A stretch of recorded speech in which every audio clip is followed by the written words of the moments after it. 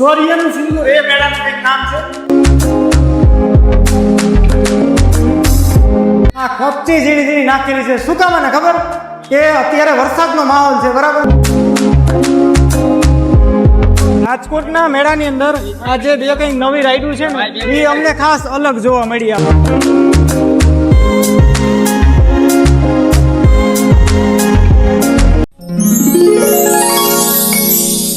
હાલો મારા પ્રિય ગુજરાતી, કેમ છો બધા? મજામાં ને? તો મિત્રો, સરસ મજાના વિડીયોની શરૂઆત કરીએ. પેલા બધાને રામ રામ, સીતારામ, જય શ્રી કૃષ્ણ એન્ડ મહાદેવ હર ટોલ. ફ્રેન્ડ, જેમ તમે થંબનેલની અંદર જોયું કે આજે રાજકોટનો મેળો કેવો છે આજે મારે તમને બતાવવો છે. સાતમ આઠમ 2 દિવસ આપણે પોરબંદરનો મેળો જોયો, એમાં તમે બધા સરસ મજાનો સપોર્ટ કર્યો. અને આજે ખાસ રાજકોટની અંદર એવો સરસ મજાનો મેળો ભરાણો છે કે ત્યાં લગભગ રાઈડું જોઈ અને મને તો બહુ મજા આવી ગઈ. ચાલો, રાજકોટનો મેળો કેવો છે ફટાફટ તમને બતાવીએ. આપણો વિડીયો ફેસબુક પર જોતા હોય આપણી પેજને ફોલો કરો, યુટ્યુબ ઉપરથી જોતા હોય આપણી ચેનલને સબસ્ક્રાઇબ કરો. ચાલો ફટાફટ જઈએ.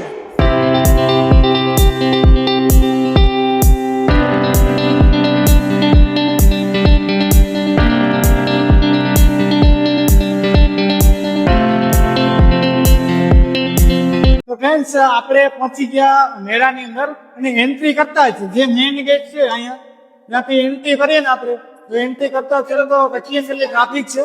ને આ બે તમને જેમ બતાવ્યું કે ઘણી પ્રકારની મોટી મોટી રાઈડ છે. હા ભાઈ, રાજુભાઈ પાસે આપણે આવી ગયા અને ખાસ રાજુભાઈ ની આગ્રહ હતો કે ભાઈ પોરબંદર રાજકોટના મેળામાં જાવ. એમાં હું નામ કીધું શૌર્યનું સિંધુ એ મેળાનું કંઈક નામ છે. અને અહીંયા હું એટલો બધો થાકી ગયો હતો. રાઈડિંગ એકદમ જો કાંઈ ઘટે નહીં. નાવડી છે, ઘણા બધા ચકડોળ છે, ટ્રાફિક જુઓ ભાઈ, કાંઈ ઘટે નહીં. આ મેળો જોઈ મારો જે આજનો જે કઈ થાક હતો ઉતરી ગયો. ખરેખર આમાં સપોર્ટ કરતો તમે ખાસ આખો વિડીયો જોતો, બહુ મજા આવશે. આમ જોઈ લો, કાંઈ ઘટે આવી રાઈડું છે ને ભાઈ.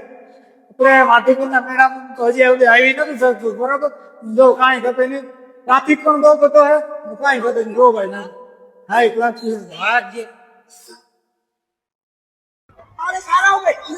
જો ભાઈ છે, કાંઈ ઘટે નહીં. લાઇટિંગ જો ખાલી જો દેવો વાઇડ એંગલ થી બતાવી જો કાંઈ ઘટે નહીં.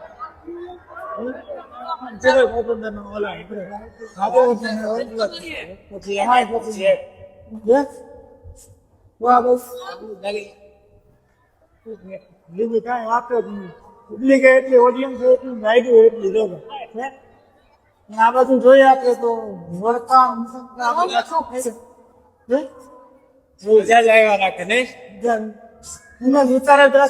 તો મિત્રો, આપણે લગભગ ગામડામાં મેળા તો ઘણા બધા કર્યા, પણ રાજકોટનો જે રેસ્કોર્સ ગ્રાઉન્ડમાં જે શૌર્યનો સિંદૂરનો મેળો થાય ને, એમાં મને ખાસ શું લાગ્યું ખબર?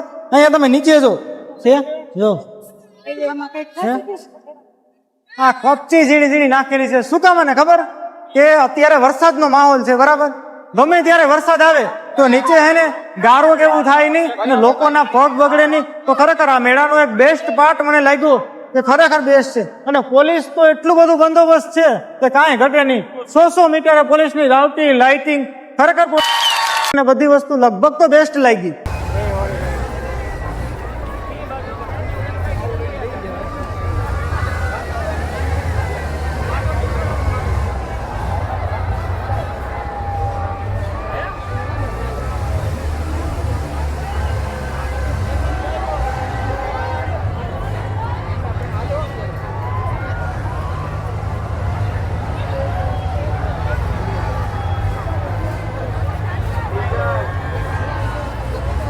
તો મિત્રો, આપણે લગભગ ઘણા બધા મેળા કર્યા, ઘણા બધા મેળાનું ઘણી બધી વસ્તુ તમને બતાવી. ખાસ કરીને મોસ્ટલી મેળો આવે ને એટલે આપણને રાઈડું યાદ આવે, કે મોટા મોટા ચકડોળ, કે મોટા મોટા બ્રેક ડાન્સ. પણ આ વખતે રાજકોટના મેળાની અંદર આજે બે કંઈક નવી રાઈડું છે ને, એ અમને ખાસ અલગ જોવા મળી આ વખતે. પણ કોઈ કારણોસર બંધ પડી છે. શું કામ મને બંધ પડી છે ખબર નહીં, પણ રાજકોટના મેળામાં ખરેખર પ્લસ પોઈન્ટ હોય ને તો આ બે રાઈડું છે. બંધ પડી ને તો પણ મેળાની શોભા વધારે છે.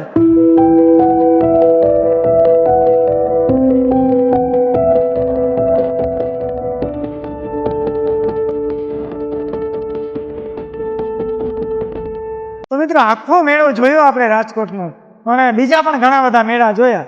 પણ પ્લસ પોઈન્ટ ની વાત કરીએ તો લગભગ નોર્મલી મેળાની અંદર એકાદ 108 કે એકાદ પોલીસની કઈક ફાયરની ગાડી કે એવું બધું હોય. પણ અહીંયા અમે કઈક નોટિસ કર્યું છે કે જ્યાં જ્યાં ગેટ છે અથવા તો જ્યાં જ્યાં રાઈડું છે ત્યાં 3-3, 4-4, 108 છે અને લગભગ 2-2, 3-3 ફાયરની ગાડી છે. તો ખરેખર એ એક બેસ્ટ પોઈન્ટ છે. ઉદાહરણ તરીકે બહુ મોટી માત્રામાં મેળો ફેલાયેલો છે ગ્રાઉન્ડ ની અંદર. ઓલા શેડે કઈ એવો બનાવ બન્યો તો અહીંથી ફાયરની ગાડી ત્યાં પહોંચાડે તો ત્યાં બધું બળીને ખાખ થઈ જાય અથવા કઈ પણ થઈ જાય. તો એક પ્લસ પોઈન્ટ છે કે વાંય પણ એટલી સુવિધા છે, વાંય એટલી સુવિધા છે અને અહીંયા પણ એટલી સુવિધા. તો ખરેખર મને બેસ્ટ પોઈન્ટ લાગ્યો.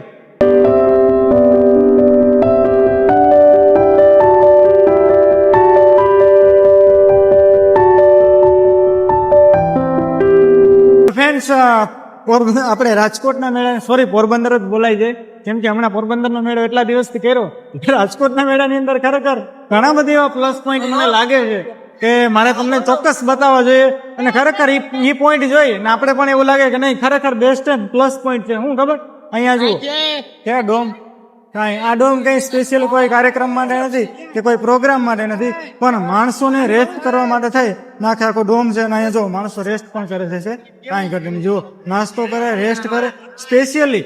અને આનું મેન મકસદ કદાચ મારા અંદર પ્રમાણે એવું હશે કે વરસાદની સિઝન છે એટલે બહુ મોટી માત્રામાં લગભગ અહીંયા એમ સમજો ને કે મારા અંદર પ્રમાણે 2000 થી 3000 લોકો સમાઈ શકે. તો ખરેખર એ એક સરસ મજાનો બેસ્ટ પોઈન્ટ છે. જુઓ કાંઈ ઘટે નહીં.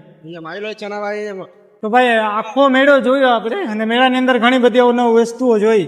પણ અહીંયા હસ્તકલા આર્ટ છે એની અંદર પણ એટલી ઘણી બધી ટ્રાફિક છે અને ત્યાં લગભગ મેં એવું આ વખતે એવું વિચાર્યું હતું કે સ્પેશિયલ હસ્તકલા આર્ટનો વિડીયો નથી બનાવવો કેમ કે હમણાં જ આપણે એક વિડીયો અપલોડ કર્યો છે. પણ આની અંદર કોઈ પ્લસ પોઈન્ટ હોય તો મેં એવું વિચાર્યું કે તમને બતાવી દઈએ, બરાબર? તો આ જો પ્લસ પોઈન્ટ શું છે ખબર? જો આ કંઈક સરસ મજાની મૂર્તિઓ છે, બધી છે, કાંઈ ઘટે નહીં. અને અહીંયા જો બુદ્ધ ભગવાનની મૂર્તિ છે એમાં પાણી પણ ઉપરથી આવે છે, જો કાંઈ ઘટે નહીં. અને અહીંયા જો પનિહારી છે અને આખે આખો કઈક લુક જ અલગ છે. રાધે કૃષ્ણ મૂર્તિ, બુદ્ધની મૂર્તિ અને બીજી પણ ઘણી બધી મૂર્તિઓ છે. આમાં આપણને બધાના પ્લસ નામ નથી આવડતા. જો કાંઈ ઘટે નહીં, સરસ મજાનું છે આ બધું. તો ફ્રેન્ડ્સ, આપણે આખી ટ્રાફિક જોઈ, આખા મેળાની ટ્રાફિક જોઈ. અત્યારે લગભગ 11 વાગ્યા છે.